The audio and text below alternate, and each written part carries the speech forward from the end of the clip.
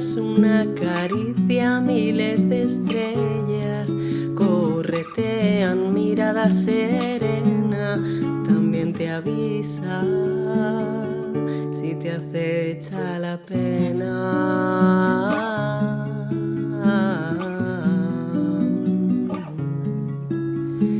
Piel de gallina, abrazo tu cuerpo, relajo la mente, una caricia es a la vida, es a la muerte.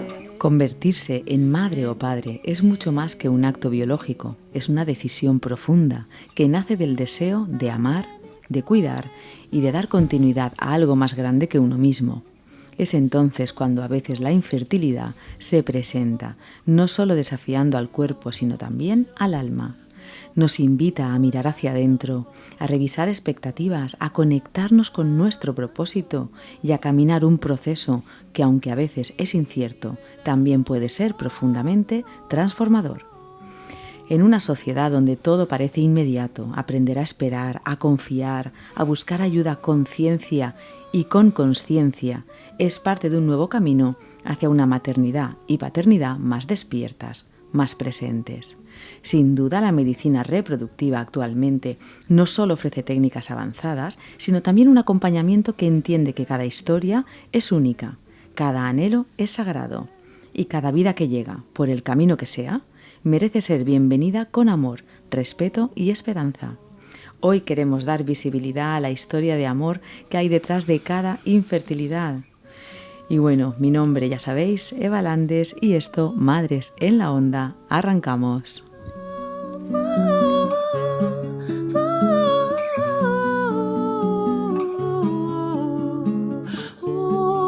Oxitocina, hormona del amor, produces confianza, sexualidad, sabor, enamorarse de la vida y su color.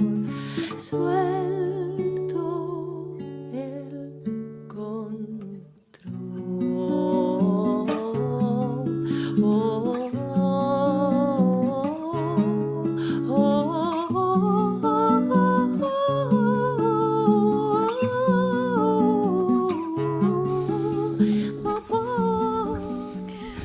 Bueno, pues bienvenidas y bienvenidos una semana más a Madres en la Onda, aquí en la 99.9, donde hoy vamos a hablar de infertilidad, de ese camino tan difícil que muchas veces pues, nos toca transitar en esos momentos que son duros y que muchas veces se transitan en silencio. Hoy tenemos aquí a un referente de la medicina reproductiva. Vamos a hablar con el director de la Fundación IBI, una institución de referencia internacional en el tratamiento y la investigación de la infertilidad. Su trabajo, como hemos dicho, no solo se basa en la tecnología más avanzada, sino que en ese acompañamiento humano, ético y personalizado a cada persona o pareja que sueña con ser madre o padre. Con él hablaremos de cifras, de causas, de soluciones, pero sobre todo de esperanza, de ciencia al servicio de la vida y de cómo vivir la maternidad y la paternidad desde un lugar más consciente y más profundo. Nicolás Garrido, buenas tardes. Hola, buenas tardes. Bienvenido a Madres en la Onda. Encantado de estar aquí con vosotros. Qué bien, sí, un placer, la verdad. Pues la verdad es que este tema es muy necesario hablarlo porque muchas veces parece mentira, ¿no? Actualmente, la fecha que estamos y en el siglo en el que estamos, que hay mucho desconocimiento de los procesos, de las maneras, de los modos, de las problemáticas que pueden haber detrás, de a veces con una simple solución todo se mejora muchísimo, ¿verdad? Sí, parece mentira que con la cantidad de información que hay disponible ahí afuera, no toda es adecuada o no toda es correcta, pero sí, yo creo que todavía para aquellas personas que desafortunadamente lo sufren en primera persona o en alguien muy, muy cercano, pues no hay mucho conocimiento, no hay mucha cultura general en este sentido. Entonces cualquier acción que podamos hacer yo creo que le va a venir bien a a más gente de la que cree. Sí, y es como un poco tabú también aún, ¿verdad? Sí. Es un poco ahí como... Bueno, ahora iremos... Ahora entraremos en esto. Entraremos. Nada, pues regresamos enseguida, no os mováis, que tenemos aquí a Nicolás que nos va a contar, vamos, muchísimas cosas muy interesantes. No, no, no, no, no, no, no, no. 99.9 Valencia Radio. Desde hace más de 40 años, en Avoca, estudiamos la naturaleza para la salud de las personas. Cultivamos más de 1.700 hectáreas mejorando la biodiversidad del terreno y de la agricultura biológica al producto acabado excluimos el uso de sustancias artificiales. Para la salud de hoy y del mañana. Descubre más en avoca.com. Descubre el calzado barefoot y respetuoso más cómodo y divertido en 10 deditos libres. Tenemos modelos para niños desde los primeros pasos y para adultos, marcas top nacionales y europeas. Compra fácil con posibilidad de entrega en mano en Torrento, Valencia. Y cada temporada disfruta de nuestros showrooms. Haz que tus pies caminen felices. Visítanos en www.10deditoslibres.com. De Santa Teresa, tu espacio de salud holística en Valencia, un lugar dedicado a la aromaterapia donde sientes que te reconectas y donde te acompañamos hacia tu salud integral. Disfruta de talleres de bienestar, cosmética natural, aceites esenciales y aromas naturales. Desde la neurociencia del olfato, encuentra en De Santa Teresa tu refugio sensorial. Estamos en la calle Salamanca 38 y en www.desantateresa.com.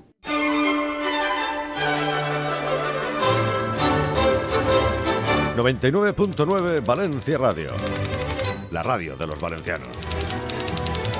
Corretean mirada serena, también te avisa si te acecha la pena. Bueno, pues como os contábamos, estamos aquí hoy en Madres en la Onda, la 99.9, con Nicolás Garrido, director de la Fundación IBI, y vamos a hablar de un tema que es lo que comentábamos antes de la galería comercial, pues que parece mentira que aún siga siendo un poquito tabú. Pero lo primero que me gustaría, Nicolás, es que nuestros oyentes te conocieran un poquito, porque lo primero, tú eres padre. Sí, lo primero y lo más importante, yo creo. Y de 3. Y luego trabajo, sí. Padre de 3. Sí, así es. Y por supuesto, trabaja. Y tu trayectoria, o sea, ¿cómo has llegado? Muchísimos años llevas, me decías. Sí, yo llevo casi 30 años. 30 años en el Instituto Valenciano de Infertilidad, ahora en una de las partes en concreto, que es la Fundación IBI. Soy biólogo de formación.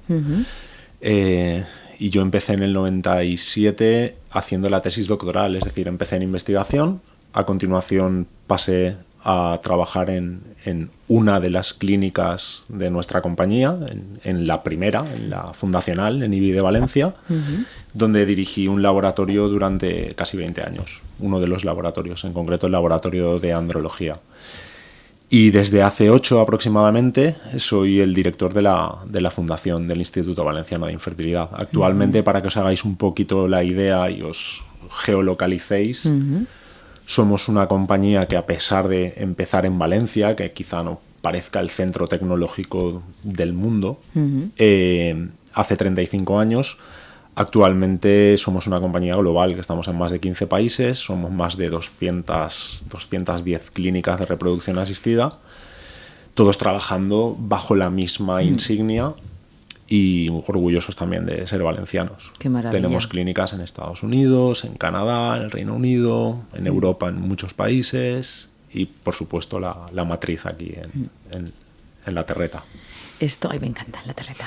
Esto nos lleva, Nicolás, a decir, bueno, qué tan común, o sea, qué está pasando con la infertilidad hoy en día, tanto en hombres como en mujeres, y qué factores sociales a lo mejor pueden estar influyendo más o menos en todos estos datos de infertilidad que parece que van cada vez creciendo más, ¿no? Por eso... Sí, bueno, hablar de cifras siempre es generalizar y yo creo que, de nuevo, para situarnos, la gente necesita tener un poquito de contexto. Entonces, se estima a grandes rasgos que 1 de cada 5 o 6 parejas van a sufrir problemas de infertilidad, que se definen poco más o menos como el intentar tener hijos por la vía natural y no lograrlo en un plazo de 12 meses, a menos que que exista un motivo conocido por el cual no pueden tener hijos. Dicho esto, la infertilidad abarca una multitud de factores. Es decir, no es una causa solo. De hecho, muchas veces no hay una causa específica o concreta que sea el único responsable de la incapacidad para tener hijos. Probablemente sea multifactorial, es decir, existen muchos factores cuyo resultado es la incapacidad o el retraso a la hora de tener hijos. Respecto a los factores, sí, podemos hablar de factores ambientales, de hábitos, podemos hablar de factores genéticos. Sí, cuando hablamos de ambientales, estrés, toxinas, alimentación, etcétera, etcétera, etcétera, siendo muy, muy difícil de poder medir exactamente cuál es la contribución de cada uno de ellos.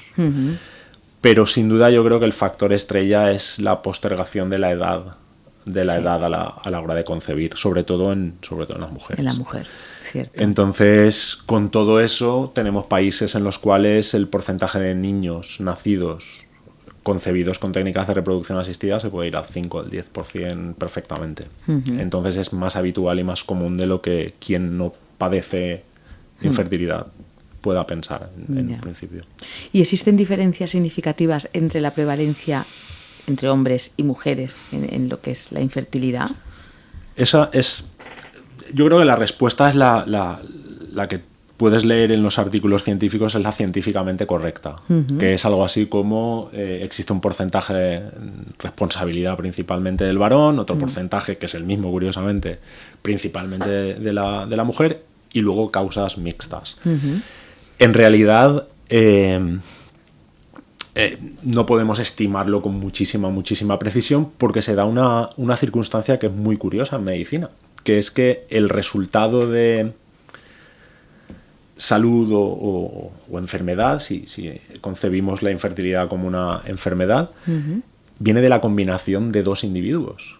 Entonces, los que trabajamos en esto, yo creo que estamos de acuerdo en que es la suma de la contribución de ambos individuos lo que al final hace que una pareja pueda ser infértil o no.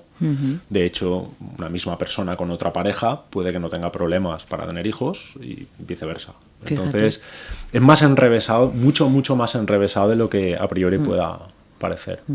Y el IBI, o sea, ¿qué herramientas o qué tipo de análisis, qué estudios, un poco ahora mismo, qué es lo que más estáis usando o qué es lo que más tenéis un poco ahí presente? Yo creo que la manera de afrontar este tipo de problemática siempre, como yo creo que en medicina en todos los casos, es de menos a más.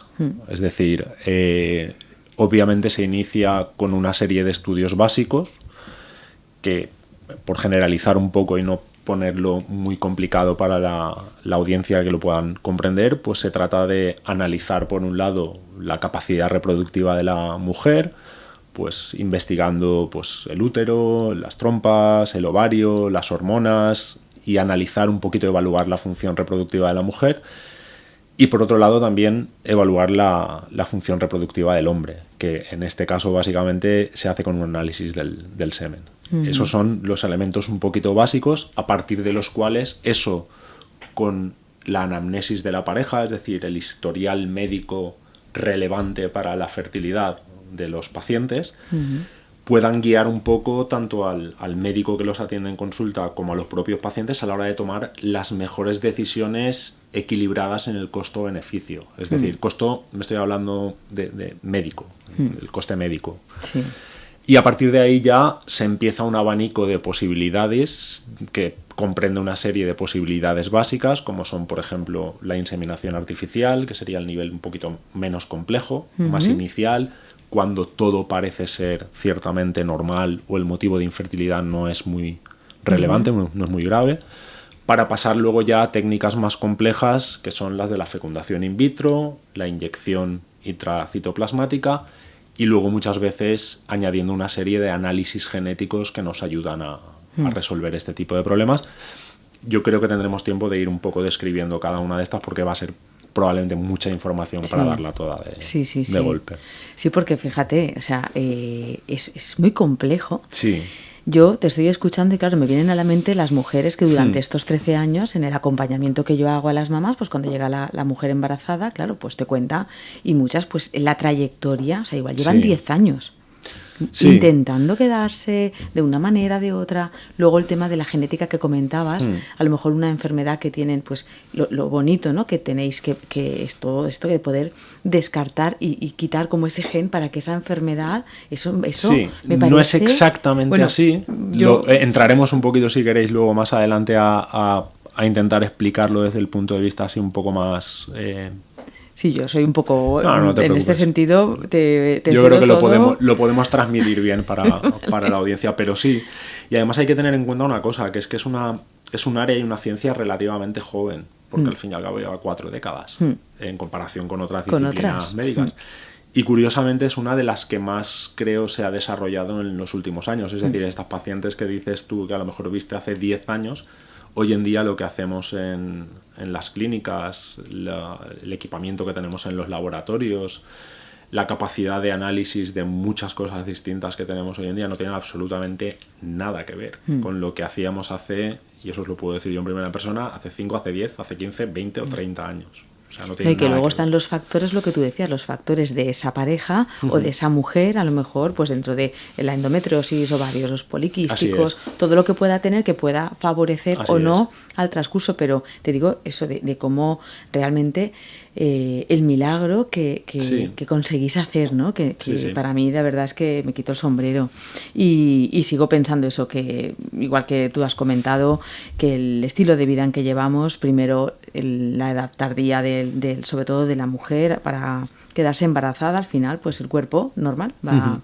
y luego el estrés que tenemos y la vida, o sea, el cortisol a tope y la adrenalina a tope. Entonces yo no sé si vosotros abordáis dentro de todos los tratamientos, alguna vez lo hemos comentado fuera del programa, pero el hecho del apoyo psicológico y terapéutico que vosotros tenéis, ¿no? Porque bueno, Nicolás y yo nos conocemos de hace muchos años y los dos estamos en Catarroja y bueno, tenemos niños en común en mismas edades, mismas clases, somos padres del cole. Padres del cole, tal cual. Padres del cole. Y un día hablando, pues mira, resulta que estamos los dos ahí en ese nexo de unión, que fue muy chulo descubrirlo, pero es verdad, Nicolás, un poco, ¿no? Que... Sí, nosotros en cada uno de los centros contamos con especialistas psicólogos que están a disposición de los pacientes precisamente por lo que tú estás diciendo. Yo creo que aquí hay 2 factores súper importantes en los cuales los aspectos psicológicos contribuyen. Uno de ellos es quizá puramente fisiológico, es decir, cuando la persona está bien, todo su entorno endocrino, hormonal, etcétera, etcétera, todas sus funciones se llevan a cabo de una forma más o menos adecuada. Pero luego tenemos otra parte que es también súper importante, que es la de la adherencia al tratamiento. Es decir, este tipo de tratamientos, a pesar de que han mejorado mucho con los años y que cada vez son menos agresivos, invasivos, molestos, etcétera, etcétera, sí que es cierto que son pesados en algún caso, en el sentido de que hay que pasar por una serie de pruebas, pasar por una serie de tests, hay veces que por el quirófano, acumular visitas al médico, desafortunadamente no siempre funcionan en los primeros intentos, entonces el estar preparado para lo que puede ser, ya no te digo una carrera de fondo de 10 años, eso yo creo que hoy en día es muy poco frecuente, muy poco frecuente.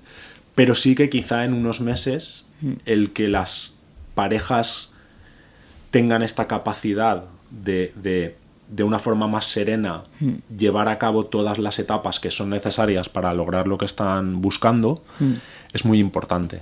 Entonces el médico en consulta actúa también en ese sentido, pero además tenemos especialistas. De hecho, tenemos proyectos de investigación que están enfocados precisamente a ver cómo distintas acciones en los pacientes en este sentido contribuyen a unas mejores adherencias a los tratamientos y, por tanto, en que más de ellos tengan éxito. Abandonar el tratamiento significa no tener éxito en el tratamiento. Claro. Entonces, va todo muy de la mano.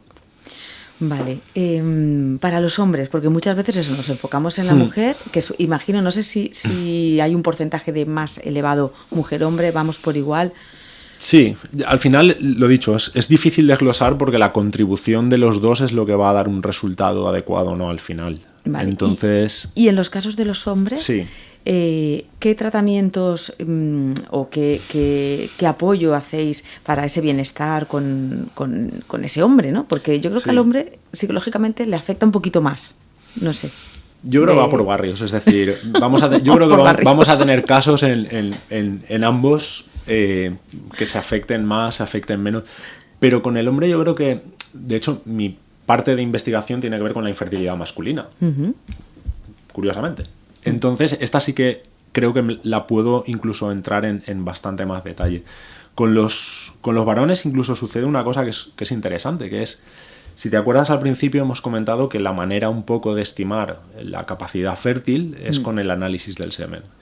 Por simplificar un poco la historia, el análisis del semen básicamente lo que hace es contar la cantidad de espermatozoides que un varón puede tener en una muestra de semen. Y hay una serie de criterios y rangos a partir de los cuales pues, tú vas catalogando un poquito la capacidad fértil, la fertilidad, etcétera, etcétera. Es súper curioso, pero el mismo señor, hay muchísimos estudios al respecto, la misma persona, el mismo varón, en semanas diferentes puede presentar valores muy distintos. ¡Ostras! Vamos a ver, si el resultado viene de la contribución genética y ambiental, por simplificar un poco la historia, la genética es la misma siempre.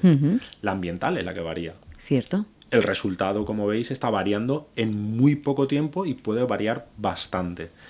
Entonces, no sé si decir si son especialmente susceptibles a todo este tipo de factores externos, pero la respuesta es que sí. O sea, esto se regula de una manera que puede ser muy, muy variable.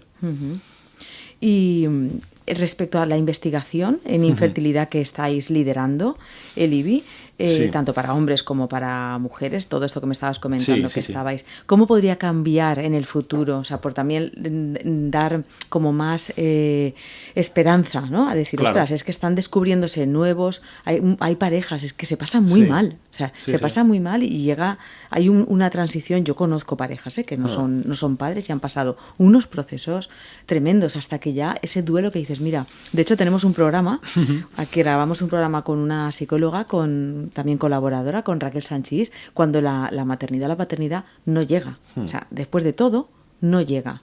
Entonces, imagino que también, si hay alguien que está ahí un poco ahí, o sea, ahora mismo, ¿qué estamos descubriendo o qué estáis ahí liderando? Voy a intentar que toda la complejidad que nosotros tenemos la intentemos ordenar un poco. Gracias. Y te voy a preguntar, es decir, ¿qué crees que los pacientes infértiles cuando acuden a una clínica de reproducción quieren? ¿Qué es lo que quieren? Sí. Pues quedarse ya, embarazados ya, ¿no? Como mucha inmediatez o... ¿Embarazados? Bueno, embarazados los dos. Bueno, sí, embarazada. Fíjate, yo este ejercicio lo hago muchas veces. Yo doy clase y tengo alumnos de máster y doy charlas en institutos y doy charlas científicas, etcétera, etcétera. Y yo hago esta pregunta y a mí me resulta siempre súper divertido, porque creo que la gente no se da cuenta de lo que realmente quiere. Y entonces yo tengo mi lista, y mi lista es de pensarlo yo, pero aparte luego de recoger un poquito las experiencias de todos. Yo si fuera yo creo que los pacientes infértiles, aunque no lo sepan, lo que quieren es, primero, tener un hijo. Esa yo creo que está por encima de todo.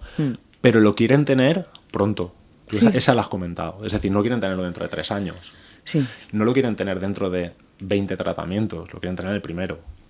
Lo quieren tener con el menor número de visitas, con las menores molestias, con los menores riesgos. Si puede ser barato. Es decir, con un coste asumible. Que sea sano. Que sea suyo.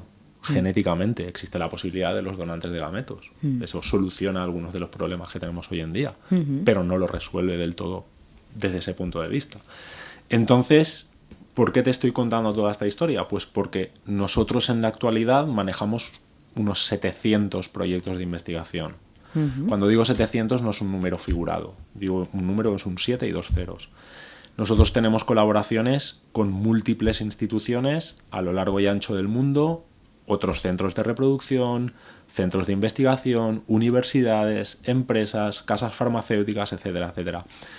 Pues estos 700 están repartidos para intentar mejorar algunos de estos aspectos o algunos de los distintos procesos que forman parte de los tratamientos de reproducción asistida. Porque los tratamientos de reproducción asistida constan de una serie de fases o de procesos que muchos de ellos, por no decir todos, son susceptibles de mejora. Y nosotros somos afortunados en este sentido porque tenemos una gran cantidad de investigadores que cada uno de nosotros, poco más o menos, nos estamos centrando o ciñendo a una serie de nichos de investigación concretos y cubrimos todas estas distintas opciones. Qué bien. Entonces, nosotros podemos estar trabajando desde mejorar los procedimientos de estimulación ovárica para recuperar la mayor cantidad y calidad de óvulos en los pacientes, distintas técnicas de fecundación de los ovocitos para conseguir tener más y mejores embriones, el cultivo embrionario. Nosotros tenemos los embriones en cultivo en el laboratorio durante unos días, entonces maximizando la calidad de los embriones que se producen con estos tratamientos. Tenemos una parte muy muy importante que es la de priorización de los embriones en función de la probabilidad de que tengan éxito. Sabes que los tratamientos de reproducción en ciertas ocasiones pueden rendir un número de embriones que a las pacientes luego les vas a transferir, lo más probable es 1 a 1. Y el resto se congelan para futuros tratamientos si fueran necesarios. Pues el hecho de priorizar y elegir el más adecuado lo que hace es que aumenten las probabilidades, por tanto los pacientes tengan éxito antes y necesiten menos tratamientos después. Trabajamos en la selección de los mejores espermatozoides para generar los mejores embriones. Es decir, tenemos un sinfín de proyectos de investigación, cada uno focalizado en unos aspectos concretos de la fertilidad, de la infertilidad, de los procesos, de la experiencia de los pacientes, etcétera, etcétera. Luego, si viene a la conversación, podemos entrar en detalle en alguno concreto que podamos tener. ¿Cuál puede ser, por tener una media, cuál podríamos decir que es una media de que una pareja que llega en condiciones relativamente normales, de que puedan quedarse... ¿De tiempo? De tiempo. Esa es una pregunta compleja porque existen muchos motivos distintos. Sí, un poco, si tenéis alguna estadística. Me aventuro un poco. Quizá 6 meses. Lo que sí que te puedo decir es que la inmensa mayoría, y aquí hablamos de 90 y bastante %, de las parejas que siguen adelante con los tratamientos que se recomiendan y no abandonan antes, logran tener éxito. O sea, esos son números muy, muy, muy altos. Lo dicho, muchas veces se necesita insistir, se necesita prolongar en el tiempo los tratamientos, pero el acumulado, es decir, la probabilidad de esas parejas, si siguen las recomendaciones acerca de los tratamientos que tienen que hacer, es muy alta, muy, muy alta. Claro, es que muchas veces el desconocimiento te crees a lo mejor que es, yo qué sé, y luego dices, bueno, pues mira, pues tampoco son tantos meses, que a lo mejor no van a ser, porque han avanzado mucho las técnicas, la tecnología y todo lo que estás comentando, o sea, es una pasada. Y sobre todo volvemos a lo mismo, quizás yo he tenido casos de mujeres que han estado en tratamientos con vosotros y a lo mejor cambiando un poquito de la alimentación, o sea, ha fluido todo muchísimo, cambiando la alimentación ha ido todo como más rápido, quitando a lo mejor un factor de un componente que ella solía comer, ¿no? Eso me acuerdo, una chica en concreto, o sea, se quitó el gluten y mira, fue mano de santo, pum, por ejemplo, ¿sabes? Ahí la contribución individual de cada uno de esos factores, yo cuando hablo acerca de estos temas, a mí me gusta dividir un poco los factores, hay de dos tipos. Hay causales y hay factores de riesgo. Causales, si tienes esto, entonces eres infértil. Hay problemas genéticos, que todo el mundo que padece ese problema genético no puede tener hijos. No tiene espermatozoides, por ejemplo. Eso es una relación causa-efecto fácil de comprender. La inmensa mayoría de las otras razones son factores de riesgo. Sí, la edad de la mujer es un factor de riesgo con muchísimo peso, pero luego tenemos un sinnúmero de factores que también van a estar modulando las probabilidades hacia arriba o hacia abajo. En conclusión, por simplificar la historia, todo lo que contribuya al bienestar y a la salud del paciente intentando tener hijos, yo estoy convencido que va a sumar números, a dar más posibilidades a estas parejas. Y sobre todo, Nicolás, yo creo que ese proceso, ser capaz de vivirlo de una manera consciente, decir, bueno, también te da, es como, yo siempre digo, el embarazo, si el embarazo fuera, un mes, venga, ya está, o sea, sería un poco un estrés, 9 meses, hay gente, madre mía, 9 meses, ya, pero es que tú sabes lo que te viene, tú eres consciente del cambio de vida, de tu cuerpo, de tu cerebro, que ya está demostrado que cambia hasta el cerebro. Entonces, de la mujer, me refiero, la mujer embarazada. Y entonces, claro, todo requiere un tiempo también. Entonces, incluso hasta en esa búsqueda de ese tratamiento que por causas que a lo mejor estamos hablando de, pues eso, cuando no llega, que en general que no sea una causa genética muy, sino pues esto que dice, mira, en principio no hay nada, pues esa inseminación, el primer paso que tú decías. Claro, cuando llega ese momento, igual llevas mucho tiempo buscando o no, porque también conozco parejas que imagino que tú también, que directamente van a eso. O sea, es como, no tenemos ya 40 y no podemos perder más tiempo. Entonces... Ahí lo que tienes es el factor de riesgo de la edad. Claro. No es necesario esperar a un año antes de acudir a buscar la solución, porque ya eres conocedor que tienes un factor de riesgo tienes ese factor importante. Qué bueno. Sí. Pues, madre mía, qué interesante. Tenemos que irnos un momentito, seguimos, vamos a ir a Galería Comercial y seguimos desgranando. No os mováis. 99.9 Valencia Radio. ¿Sabías que existe una cosmética ecológica, vegana y sostenible formulada y elaborada aquí en Valencia? Te hablamos de CN Pharma, cosmética natural y de proximidad, sin ingredientes de más y sin ingredientes de menos. Apta para embarazo, posparto, incluso con lactancia materna. Disponible en farmacias, herbolarios y por supuesto en su web www.cnpharma.es. CN Pharma Cosmetics, cosmética consciente, pura y honesta. ¿Te imaginas una forma de criar más conectada, consciente y respetuosa con el planeta? En Granujas encontrarás productos ecológicos, asesorías personalizadas y el porteo ergonómico que cambiará tu día a día. Visítanos en Calixto III, 18 Bajo Valencia o entra en nuestra web www.granujas.es. Granujas, crianza sostenible para familias conscientes.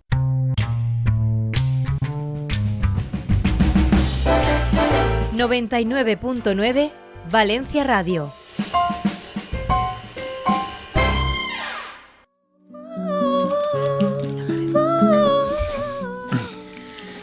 Bueno, pues como siempre nos pasa, nos va a faltar tiempo para hablar de todo lo que queremos hablar, pero eso va a tener solución a partir de septiembre, porque Madres en la Onda cambiará horario y cambiará duración, con lo cual no nos pasará que nos falta tiempo, Nicolás. Entonces, por ir un poco concretando, yo creo que al final es verdad, vivimos en un mundo con esta rapidez y esta inmediatez y la gente quiere pues escuchar, soluciones. Mi hija dice, grandes problemas, mamá, grandes soluciones. Pues grandes soluciones es lo que aportáis vosotros, te los lo digo de corazón, y la prueba del crecimiento es realmente esa necesidad, esa gran necesidad que cubrís. Sí. Entonces, yo como madre y como mujer, me gustaría que tú como padre y como con el corazón en la mano, que sé que a ti te mueve mucho el sentimiento de ayudar a las parejas y a las personas, nuestros oyentes, quien esté enfrentando la infertilidad en estos momentos, ¿qué mensaje les darías tú desde la experiencia de Libby para mantener esa esperanza o simplemente para darles como fuerza en ese camino de la paternidad y maternidad? Te voy a pedir que me digas, tanto para una mujer sola, que yo he tenido mamás que ellas solas han dicho, mira, no he encontrado la persona, tengo 45 años, esta fue la última, tengo 45 años, no he encontrado la persona, quiero ser madre. Y ella fue, y mira, primer intento, o sea, directa. Tanto para una mujer sola como para una pareja, ¿no? ¿Qué les dirías tú? Bueno, pues yo les diría lo que les digo a todas las personas que acuden a mí simplemente porque me conocen y saben en dónde trabajo.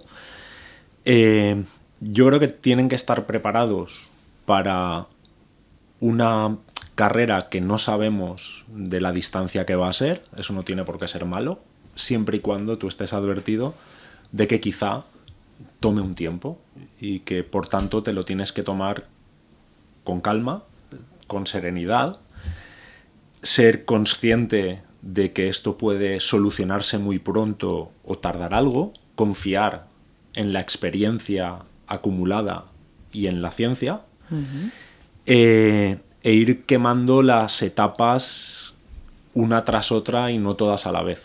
Porque si algo hay en este tipo de tratamientos, a mi modo de ver, es una montaña rusa de emociones.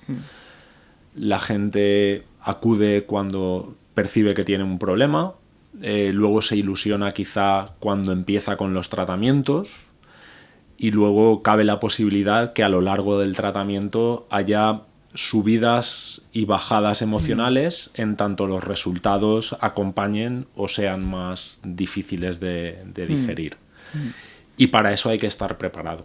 Y hay que estar preparado, y yo creo que el ser resiliente, constante y sobre todo dejarte aconsejar por los expertos es la recomendación que yo daría.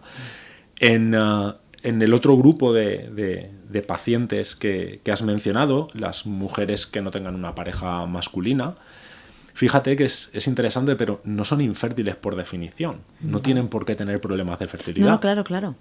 Entonces, yo creo que a fecha de hoy es algo muy frecuente y que se puede resolver incluso con unas probabilidades mayores, de una forma más sencilla, por llamarlo de alguna forma, que en los pacientes infértiles porque son infértiles. Entonces, yo creo que es algo como muy establecido. Obviamente también puede darse el caso de una mujer sin pareja masculina que tenga algún problema de infertilidad. Por ejemplo, el ejemplo que has puesto anterior, de 45 años, la edad sigue siendo un factor que va en contra. Pero vamos, que para este tipo de situaciones se han desarrollado y se utilizan hoy en día las técnicas de reproducción asistida.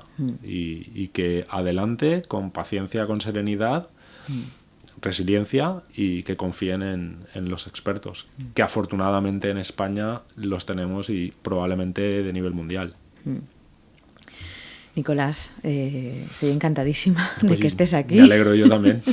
Y la verdad es que me parece un tema muy necesario de hablar, de desengranar ahí y sacar. Yo digo siempre que no abrimos melones, abrimos sacos de naranja, porque estamos en la terreta, como tú bien has dicho. Y bueno, te quería agradecer, porque sé que estás muy solicitado, tu agenda, te agradecerte que en cuanto te lo comenté para venir. Yo encantado de venir y muy agradecido también. Sí, y de verdad gracias por toda la labor que hacéis. Si quieres, desde aquí un poco a los oyentes, nosotros tenemos un correo electrónico que es madresenlaonda@gmail.com, donde preguntan y pasan consultas y nos comentan lo que quieren. Pero en este caso sí que me gustaría, bueno, aunque el IBI es muy referente, la gente lo conoce, pero bueno, que si quieres desde aquí, de alguna manera, decirnos pues la web, cómo pueden contactar las parejas. Hoy en día es muy sencillo encontrar información en la web. En este caso concreto estamos hablando de Valencia, pero es importante saber que tenemos clínicas en toda la geografía nacional, incluso internacionalmente. Recibimos muchos pacientes de otros países también. Y aquí en Valencia tenemos una de las clínicas más grandes del grupo, y que hicimos 35 años hace 4 o 5 meses. Somos más de 200 personas trabajando. Para que la gente pueda hacerse una idea de la magnitud, se hacen cerca de 5.000, entre 5 y 6.000 tratamientos de reproducción asistida al año solo en Valencia. Fíjate. Pero lo que tienen que entender es que nosotros acumulamos la experiencia del grupo, que son 150, 170.000 tratamientos de reproducción asistida al año, que otra cosa no sé, pero aprender nos permite bastante. Sí, entonces yo creo que desde aquí, si vamos a ponernos en manos de estos tratamientos, por lo menos cogerte la mano del mejor o los mejores. Estoy obviamente sesgado, pero sí, desde luego. No, a ver, los números, los años que lleváis, el crecimiento no puede ir en contra de realmente lo que algo bien se estará haciendo. Eso es. Un poquito, aunque sea. Un poquito. Pues nada, ya sabéis, cualquier duda que necesitéis, estamos abiertos a escucharos y a conectaros, en este caso con el IBI. Y bueno, pues tenemos que despedir el programa. Nicolás, mil gracias. A vosotros. Mil gracias.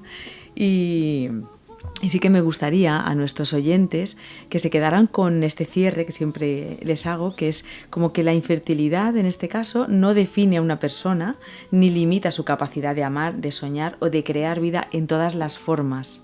Muy importante, lo de crear. A veces simplemente un desvío inesperado en el camino hacia la maternidad o la paternidad se puede convertir en una puerta hacia una nueva forma de conciencia, hacia un vínculo más profundo contigo mismo y con ese deseo realmente que tenemos de acoger esa vida que deseamos. Hoy más que nunca creo que ciencia y sensibilidad, o ciencia y consciencia, como hemos dicho antes, pueden caminar juntas, porque no se trata solo de lograr un embarazo, sino de acompañar a quienes buscan ser padres o madres desde un lugar de verdad, de escucha y de esperanza. Y en ese camino, tanto para mí como para Nicolás, cada historia cuenta, cada intento merece respeto y cada vida que llega por el camino que sea es siempre un milagro que vale la pena esperar. Buenas tardes y gracias a todos.